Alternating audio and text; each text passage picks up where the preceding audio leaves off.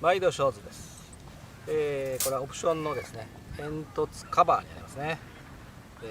これの組み立て方をやりますね。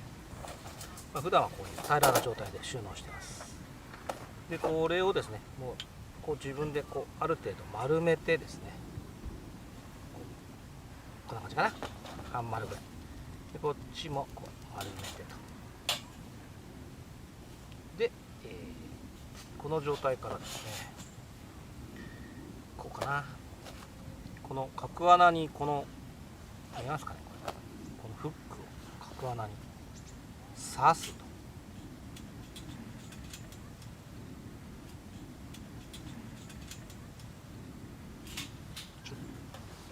で刺してもうこうするともう抜けませんから、下が引っかかってですね。でそのまんま今度こうですね、その時にこれを少し内側に曲げといた方が作りやすいです。でこれでここにこうはめてずらしてで離すと。そうすると、こういう状態出来上がります。でこの今度はですね、この煙突カバーをどうやって煙突につけるか。